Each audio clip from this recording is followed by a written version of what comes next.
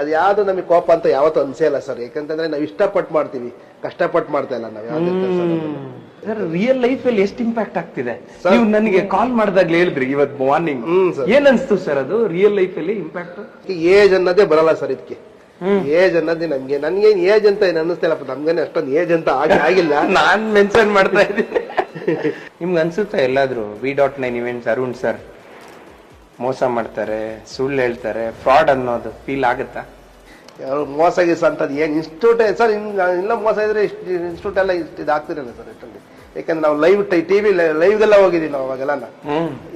News first ಅಲ್ಲೆಲ್ಲ live ಅಲ್ಲೆಲ್ಲ ಹೋಗಿ ಮಾತಾಡಿದ್ದೀವಿ ನಾವೆಲ್ಲ. ಅವಾಗ ಆತರ ಫ್ರಾಡ್ ಅನ್ನೋದು ಯಾರು ಅನ್ನೋ ಅವ್ರಿಗೆ ಮನ್ಸಿಗೆ ಬಂದಿರ್ಬೋದು, ನಮ್ಮ ಮನ್ಸಿಗೆ ಯಾವತ್ತ ಆತರ ಬಂದಿಲ್ಲ ಸರ್, ನಾವು ಆತರ ತಿಳ್ಕೊಂಡಿಲ್ಲ ಸರ್. ಈಗ ನಾವು ಇಂಡಿವಿಜುವಲ್ ಅಟೆನ್ಷನ್ ಅಂತ ಫೋಕಸ್ ಮಾಡ್ತೀವಿ.